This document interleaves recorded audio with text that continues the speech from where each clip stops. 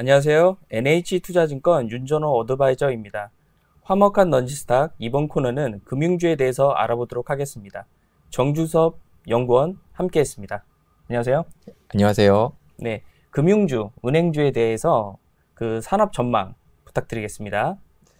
네, 오늘 이제 이 자리에서 은행주 중심으로 말씀을 드릴 건데요. 이제 은행들 금융지주로 분류되어 있습니다. 예, 금융지주들 상반기 이제 실적이 괜찮았습니다. NIM은 이제 소폭 하락하는 모습을 보였습니다만 이제 비이자 이익이 굉장히 많이 올라오면서 전체적인 이익을 이제 안정적으로 유지를 했다라고 보고 있고요. 하반기에도 이러한 분위기는 지속이 될 것 같습니다. 이제 NIM은 일단 상반기보다 하반기에 더 이상 내려가지는 않을 것으로 예상을 하고 있고요. 뭐 시장 금리를 봐도 그렇습니다. 거기다 이제 충당금 쪽은 상반기에 상당히 역대급으로 많이 쌓았습니다. 그래서 하반기엔 충당금 부담도 좀 줄어들 것으로 예상이 돼요. 비이자익은 이제 상반기에 워낙 많이 냈기 때문에 하반기에는 이제 그보다 조금 레벨은 다운되겠지만 이 세 가지를 다 합쳐 보면은 전체적인 이익의 수준은 3분기는 일단 1, 2분기와 좀 비슷하다. 4분기는 계절적 요인 때문에 조금 내려가겠지만 작년 4분기 대비해서는 딱히 이제 올해 4분기도 감익의 요소는 크지 않다라고 보고 있습니다. 그래서 올해 하반기 이익을 다 합치면은 이제 올해 연간 실적은 작년 대비해서는 적어도 이제 증익은 가능하다. 이미 이제 작년에 이제 대부분의 회사가 사상 최대 실적을 기록했습니다만 올해는 이제 대부분 회사가 그 수준을 소폭 경신할 가능성이 높다라고 보고 있고요. 특히 이제 금융주가 특히 이제 은행주는 이제 배당주로 이제 분류가 되어 있긴 합니다. 물론 이제 중간 배당을 하기 때문에 기말 DPS만 놓고 보면 이제 그 수익률이 이제 생각보다 높지는 않아 보일 수 있습니다만 그래도 다른 어느 업종보다 이제 절대적인 수익률 자체는 높을 것으로 예상이 됩니다.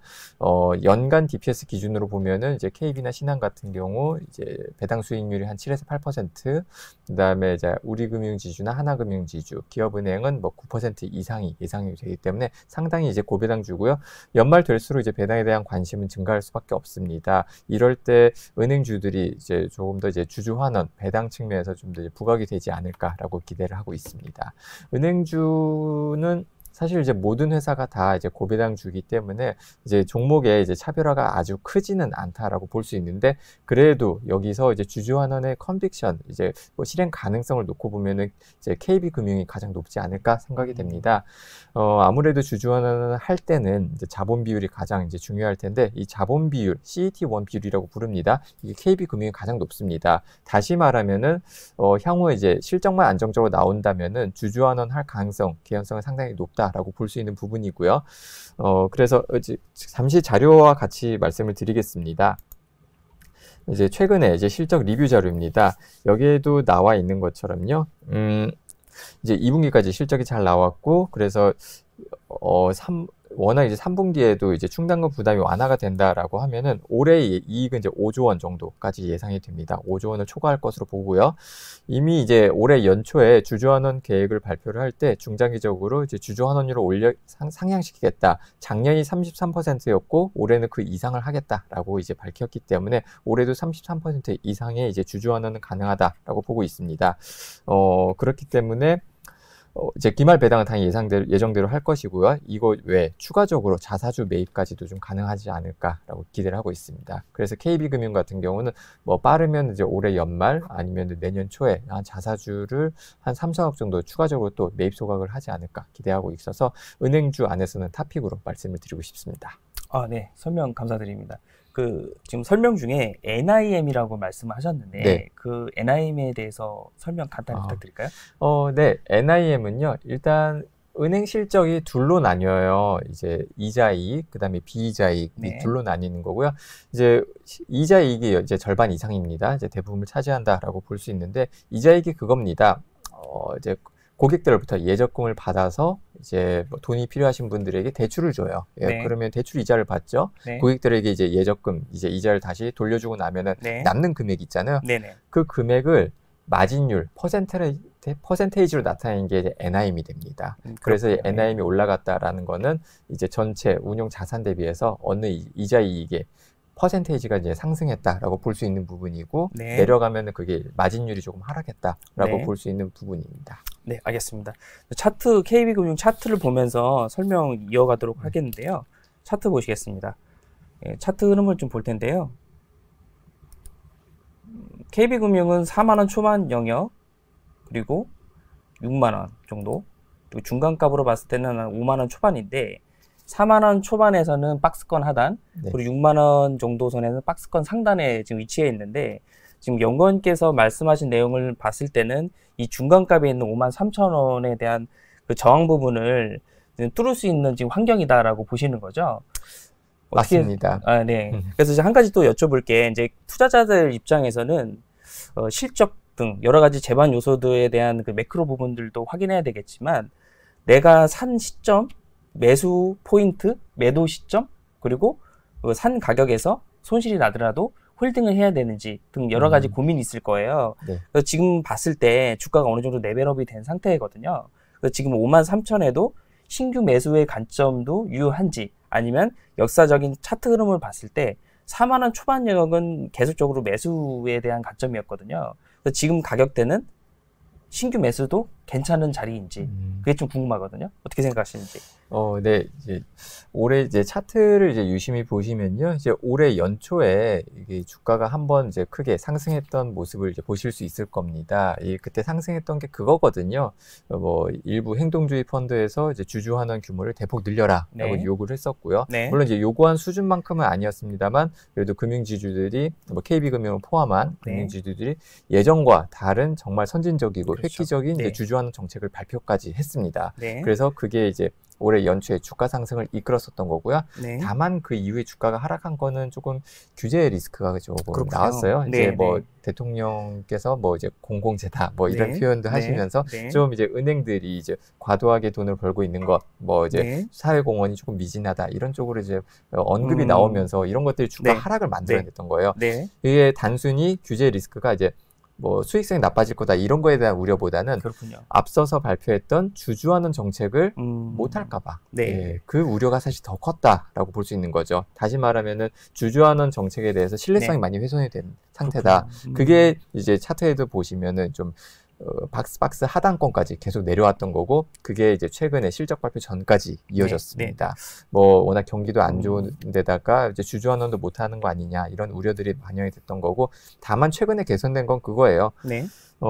주주환원을 못할 거다라는 우려는 있었지만 최근 이제 2개 분기 동안 그래도 했어요. 그렇군요. 예. 이제 목표를 밝혔던 걸 했고, 네. 거기서 그랬기 때문에 지금은 주주환원 정책에 대해서 좀 신뢰성을 확보해 가는 시간이다라고 보고 있습니다. 그렇군요. 네, 네. 그래서 지금은 아직까지는 시장에서 완전히 주주환원을 네. 제대로 할 것이다라고 해서 확신까지는 없으신 것 같아요. 네, 그렇군요. 확신은 없지만 그래도 이제 불신에서 어느 정도 중립의 단계로는 넘어가고 있다라고 보고 있고요. 네네. 저는 이제 자본 비율이 이제 확보가 된 금융지주들은 앞으로 주주환원 할 수 있을 거다라고 판단하고 있습니다. 지금까지 그렇군요. 보였고, 뭐 시간은 걸리겠죠. 트랙 레코드를 쌓는 과정이니까요. 다만 이제 쌓게 되면은 그만큼 신뢰가 확보되고, 그렇게 되면은 밸류에이션도 당연히 리레이팅 될 가능성이 높다라고 판단하고 있습니다. 네. 그래서 주가 흐름을 보면 4만 원에 산 사람들, 산 고객들이나 뭐 투자자들 입장에서는 6만 원에 팔면 50%라는 큰 수익이 나거든요. 네. 그 KB금융이 시가총액 21조예요. 이렇게 네. 큰 종목들도 좋은 가격에 사면 충분히 수익을 낼 수 있는 구간인데, 지금 이 가격대에 사서 한 6만 원 초반 후반에 판다면 한 30% 정도 상승 여력이 네. 있다고 보는데, 지금은 지금 말씀하신 내용을 요약하면 지금도 분할 매수가 되었던 적극 네. 매수가 되었던 매수 포지션은 유효하다라고 맞습니다. 요약하면 될까요? 네, 맞습니다. 네, 충분히 이제 지금 어느 정도 리레이팅이 됐지만 이제 아직까지도 신뢰를 완전히 확보는 못했고, 네. 확보해 나가는 과정이다라고 판단을 하고 있고요. 그렇군요. 시가총액이 20조 원이라서 무거워 보일 수도 있지만 올해 예상 순이익이 5.1조예요. 예, PR로 이제 단순 직관적으로 계산해 보면 4배 정도밖에 안 됩니다. 그렇군요. 네. 네, 이게 뭐 비싸다면 비싸지만 사실 싸다면은 싸다고 볼 수 있는 거거든요. 5조 이상 내는 회사가 시가총액이 20조 밖에 안 된다라고 표현할 수도 있는 것이고요. 네, 그렇죠. 네. 네, 그렇기 때문에 저는 뭐 이제 시가총액이 커서 더 못 갈 거다 여기에는 이제 동의를 하지는 않고요. 이제 네, 충분히 상승 여력은 있다. 특히 네. 이제 올해 들어서 이제 주주환원 정책이 배당 주주환원의 규모도 절대적인 규모도 늘어났지만 네. 분기 배당이나 이렇게 좀 배당 정책도 많이 바뀌고 있거든요. 네네. 이렇게 되면은 앞으로는 좀 장기로 네. 이제 은행주를 보시는 분도 늘어날 수 있을 것 같아요. 그래서 저는 뭐 좀 당장 뭐 다음 달에 2배의 네. 수익을 노린다 이런 이렇게 기대하시는 분들 사실 안 맞죠. 예, 그렇게 그렇군요. 될 수도 없을 거고요. 다만 장기적으로 이제 투자를 하면서 이제 배당 수익과 아니면 자사주 매입에 따른 이제 캐피탈 게인을 얻겠다 이런 목적의 투자하시는 분이라면은 사실 어느 때 들어가도 이제 유효하다라고 판단합니다. 지금 연구원께서 말씀하는 내용을 종합을 해서 이렇게 제가 생각을 해봤는데 네. 그렇다면 이제 보수적으로 봤을 때 네. 목표 주가는 어느 정도 선을 보면 될까요? 일단 현재 이제 뭐 이제 중국발 리스크도 네. 있고 이제 워낙 이제 그 매크로 영향이 아직은 좀 네. 안정이 되지 않았기 때문에 목표 주가를 저도 이제 공격적으로 제시하기는 좀 어려운 측면이 있습니다. 네. 근데 다만 그런 부분들이 해소가 되고 무엇보다 시장에서 주주환원에 대한 이제 기대치가 좀 해소가 그렇죠. 된다라고 네. 하면은 그거거든요. 이제 목표 이제 주가를 산정을 할 때 네. 이론 가격과 이제 할인율의 그렇죠. 합이라고 예. 이제 볼 수 있습니다. 이론 가격은 분자는 ROE, 이제 분모는 네. 이제 코스트 오브 에쿼티 네. 반영할 수 있는데 이런 대형 정보의 코스트 오브 에쿼티는 이제 10%가 조금 안 됩니다. 그리고 ROE가 10% 초반이기 때문에 사실 이론적인 PBR은 100까지도 갈 수 있어요. 100가 넘을 수도 있겠죠. 네네네. 그래서 미국이나 유럽 같은 회사들은 미국이나 유럽에 있는 은행들은 주주환원을 이제 정말 원칙적으로 이제 철저하게 하고 있기 때문에 이제 밸류에이션이 그만큼 제값대로 받는 경우가 많고 우리나라는 아직 KB금융도 0.4죠. 네. 그래서 뭐 이론적으로만 따지면 2배 이상 간다. 물론 그렇게 될 거란 말씀은 아닙니다. 이론적으로 네, 그렇다는 그렇죠. 거고요. 네, 네. 다만 이게 얼마나 이제 규제 리스크가 낮아지는지 그리고 이제 시장에서 이 주주환원에 대한 그 신뢰가 확보되는지에 따라서 거기에 근접하게는 갈 수 있다라고 보고 있습니다. 예, 이해됐습니다. 지금 차트에 보시다시피 아래 영역을 보시면 이게 이 차트 모습이 외국인 보유 지분율이에요. 네.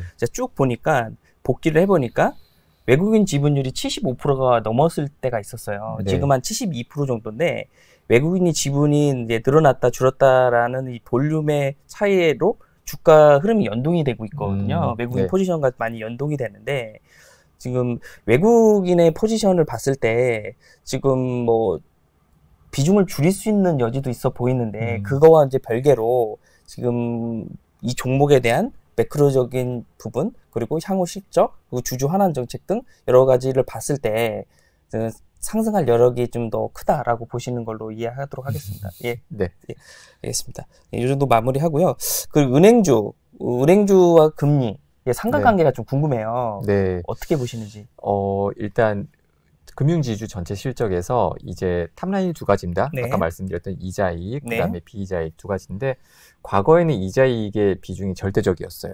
그리고 이자이익의 뭐 증감은 금리에 연동이 많이 되었습니다. 네. 그래서 은행주는 보통 이제 금리를 보고 투자한다 이렇게 표현을 많이 하시는데 네. 과거에는 그게 맞았죠. 네. 근데 최근 이제 수년간의 실적을 보시면은 이자이익의 비중은 그래도 갈수록 낮아지고 있습니다. 네. 이제 비이자이익이 늘어나고 있고 그 이유는 이제 금융지주들이 좀 안정된 금리를 떠나서 안정된 실적을 확보하고자 비은행을 많이 늘렸기 때문이에요. 뭐 이제 보험사, 네. 증권사 지금도 네. 사실 진행 중입니다. 하나금융지주는 이제 보험사를 M&A를 검토하고 있고 우리금융지주는 증권사 M&A를 검토하고 있고 그렇군요. 다 이게 이제 네. 기반이 된 거거든요. 네. 그래서 과거에 비해서는 이자이익의 민감도는 많이 낮아졌다. 그래서 금리에 따른 ROE 영향도 과거보다 많이 낮아졌다라고 그렇군요. 보고 있습니다. 주가도 네. 그래서 요금 최근에는 서서히 그 영향에 대해서는 조금씩 빠져나가고 있는 것 같아요. 네. 민감도는 점점 줄고 있고, 민감도는 줄고 있다. 네, 그래서 금융지주들도 네. 주가 부양이 금리 올라서 주가 올라가겠다 이런 게 아니라 네. 이익은 안정적으로 창출하겠다. ROE가 지금 이제 아까 말씀드릴 때 한 10% 초반 예상이 된다고 네네. 말씀드렸는데 네. 앞으로도 금융지주들의 ROE는 이 수준에서 벗어나진 않을 겁니다. 네. 대신 많이 떨어지지도 않고 많이 올라가지도 않고 ROE는 한 10% 전후에서 왔다 네네. 갔다 할 거예요. 네. 대신 안정된 이익에서 확실하게 주주환원을 하는 그런 게 이제 주가 이제 드라이버가 되지 않을까라고 보고 있고 예. 그래서 결론적으로는 이제 금리에 따른 민감도는 갈수록 낮아질 거다 보고 있습니다. 예, 감사합니다. 그래서 이제 연구원님께서는 세미나 많이 다니시죠? 네. 예, 많이 다니시는데 그 은행주에 관련된 종목군에 대해서 탑픽을 뽑으실 때 어느 종목을 주로 얘기를 하시는지 그게 궁금해요. 아까 말씀드린 것처럼 저는 KB금융의 탑픽입니다. 네, KB를 탑픽으로 네. 말씀을 드리는데 네. 시장에서도 이미 KB 좋은 건 네. 이제는 다 알고 계세요. 그래서 지금 시장에서 고민하는 거는 KB가 오케이 좋은 거 알고 네. 그 다음으로 좋은 게 뭐냐? 그렇죠. 거거든요. 예, 예. 사실 그 다음부터는 이제 선호도가 약간 좀 불분명하긴 합니다. 왜냐하면 다 이제 각각 다 매력이 있기 그렇죠. 때문에요. 예. 최근에 이제 우리금융지주가 이제 실적이 많이 부진해서 이제 주가가 많이 내려왔고 네. 자본 비율도 많이 아쉽고 뭐 그건 네. 사실입니다. 네. 근데 주가가 이미 조정이 됐기 때문에 지금 시점에서는 사실 우리금융지주도 배당은 할 것이고 네. 배당에 대한 매력도는 좀 결코 낮진 않거든요. 그렇죠. 또 이제 네. 연말이고 우리금융지주는 기말 배당에 대한 비중이 높기 때문에 그래서 이제 그 연말로 갈수록 우리금융지주도 이제 뭐 배당에 대한 기대치는 많이 올라갈 수 있다 예. 보고 있고요.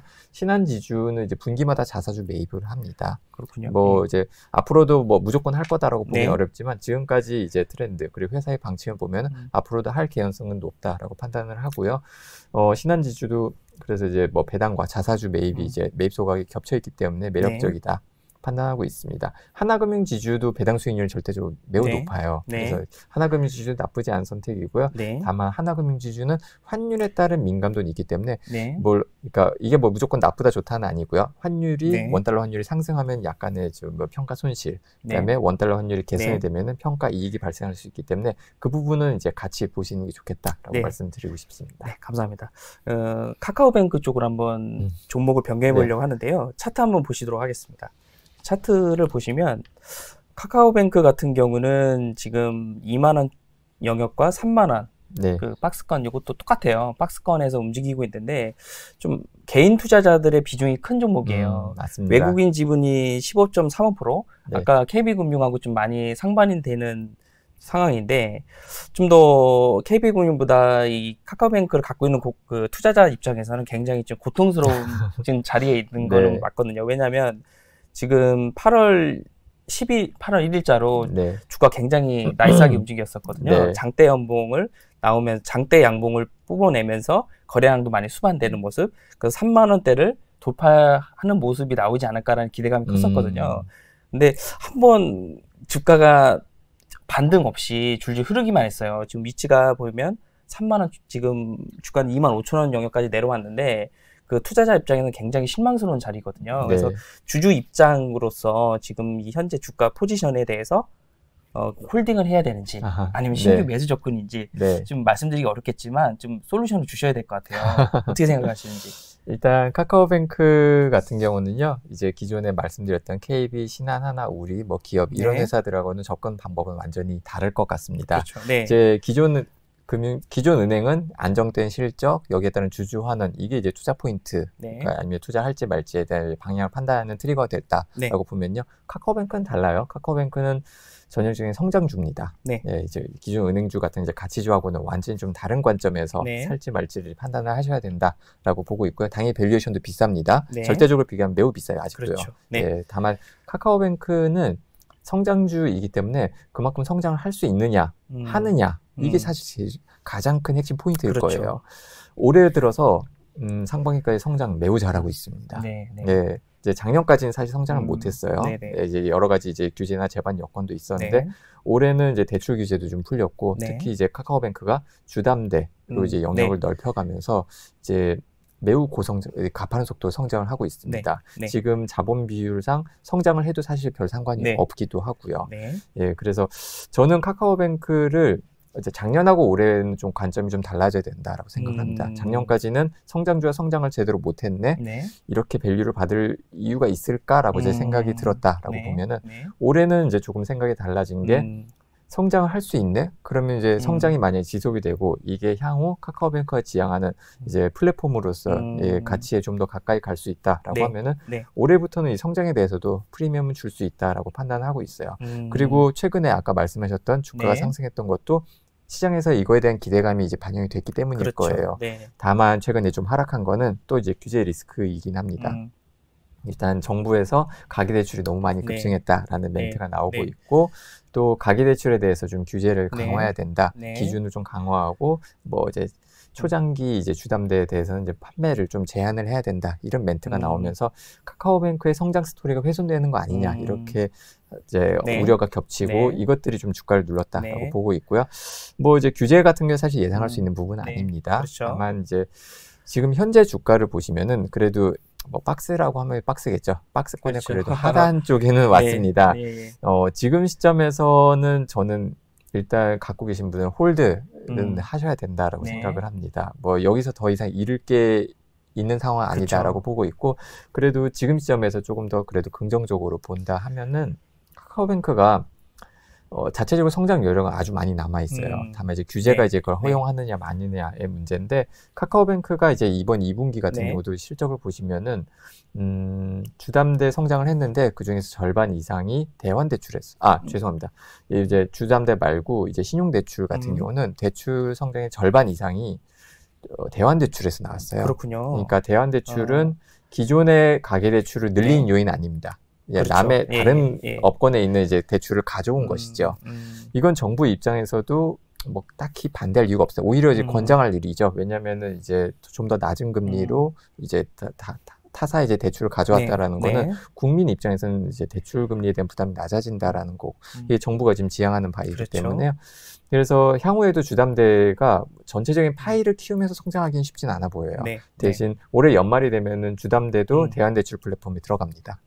그러면 이 시장에서 또 이제 카카오뱅크가 할 수 있는 역할이 또 룸이 생기는 거거든요. 그렇죠. 네, 그렇기 때문에 카카오뱅크의 성장 스토리가 상반기만큼 이제 높지는 않을 수 있어도 적어도 타사, 뭐 시중은행보다는 훨씬 더 차별화된 성장은 앞으로도 가능하다라고 보고 있습니다. 그래서 주담대가 카카오뱅크의 새로운 성장 동력으로 작동을 하고, 그게 이제 유효한 구간에서는 카카오뱅크는 이제 성장주로서 또 모멘텀을 받을 수 있다. 기대하고 있습니다. 그렇군요. 말씀을 종합하자면 카카오뱅크는 시가총액이 이제 12조 정도 되는 것 같더라고요. 그래서 성장 잠재력을 봤을 때 12조라는 시가총액은 용인할 만한 자리이고, 보유자 관점으로 봤을 때 손익이 지금 손절을 하는 자리는 아니다. 손익이 크진 않다. 성장성을 맞습니다. 보고 긴 호흡으로 가져가 보자라는 의견으로 제가 종합하면 될 것 같은데요. 네, 맞습니다. 네, 이해됐고요. 마지막으로 이제 보험업종을 한번 봐야 될 것 같아요. 보험업종을 짧게 진행하도록 하겠습니다. DB 손해보험 차트 한번 보겠습니다. 네, 기존 KB금융하고 카카오뱅크랑 주가 흐름이 사뭇 달라요. 흐름이 굉장히 다르죠. 바닥이 아니라 계속적인 우상향 모습을 보여주고 있네요. 그리고 현대해상. 현대해상. 뭐 현대해상은 주가 흐름은 그렇게 긍정적이진 않는데 그나마 KB랑 카카오뱅크보다는 나아 보이는 상황인 것 같아요. 제가 보기에는. 그래서 이 보험업종에 대한 섹터 간단한 그 리뷰 부탁드릴게요. 네, 금융주가 사실 가치주고, 가치주는 이제 주주환원이 주가의 핵심 드라이버입니다. 뭐 주주환원 못한 회사는 사실 투자할 가치가 없는 거죠. 그래서 결국에는 이제 주주환원, 특히 이제 뭐 주주환원의 자사주랑 배당이니까, 뭐 보험주는 자사주 안 하니까 이제 다 배당으로 볼 수 있는데요. 배당으로 해서 얼만큼 많이 하느냐, 이게 핵심입니다. 네, 보시면은 올해 회계제도가 보험사는 많이 바뀌었어요. 바뀌고 표면적인 이익은 많이 증가했습니다. 물론 이익이 증가했다고 해서 배당을 거의 비례해서 증가할 수 있는 건 아니지만 적어도 DPS가 작년보다는 올라갈 거예요. 작년보다는 증가하고 얼마 증가할지는 아직은 컨빅션이 없습니다. 왜냐하면은 그 제도가 바뀐 게 아직 확정이 안 됐거든요. 그러니까 IFRS 17이라는 제도는 도입이 됐지만 여기서 뭐 정부에서 가이드라인이라고 해서 일부 가정을 바꿀 게 있어요. 그리고 그게 적용이 되는 게 한 3분기입니다. 그래서 3분기 재무제표가 나와봐야 실제로 얼마나 배당을 늘릴 수 있을지는 예상을 할 수 있다라는 거고, 다만 어쨌건 회계적인 이익이 증가했기 때문에 DPS가 상승한 것까지는 맞다라고 판단하고 있습니다. 그렇게 되면은 또 연말이잖아요. 3분기 실적 발표가 뭐 11월에 나올 거니까. 그렇게 되면은 보험주도 사실은 이제 주주환에 대해서는 기대감 많이 가져갈 수 있어요. 다만 이제 아까 차트 이제 DB와 현대 보셨는데 이 두 회사의 차이점은 DB손보는 자본 비율이 여력이 높고 현대해상은 뭐 DB손보에 비해서는 조금 낮다라는 거예요. 그래서 시장에서는 DB손보는 확실히 배당을 늘릴 수 있겠구나라는 기대감이 있는 반면에 현대해상은 조금 불안한데, 이 불안감의 차이가 지금 이제 주가 차이를 만들어낸 것 같습니다. 그렇군요. 주가 좀 변동성이 좀 차이가 있더라고요. 다만 현대해상도 이제 이미 주가가 많이 내려왔기 때문에 이제 배당에 대한 눈높이를 기존보다 조금 낮춘다 하더라도 작년보다 높아질 거예요, DPS가. 그렇게 되면 배당 수익률 오히려 DB보다 높습니다. 그래서 안정성을 원하시면 이제 DB손보. 안정성은 DB. 근데 조금 더 높은 베타를 원하시면 현대해상. 이렇게 이제 가져가시면은 충분히 둘 다 좋은 종목이다라고 판단하고 있습니다. 좋은 솔루션을 주신 것 같습니다. 저희가 이제 준비한 방송의 분량은 여기까지인 것 같습니다. 방송 마무리하기 전에 주식 격언 하나 말씀드리고 종료하도록 하겠는데요. 주식은 사기보다는 때를 사야 된다라는 말이 있습니다. 현금 보유도 투자입니다. 성공 투자하시기 바랍니다. 감사합니다. 감사합니다.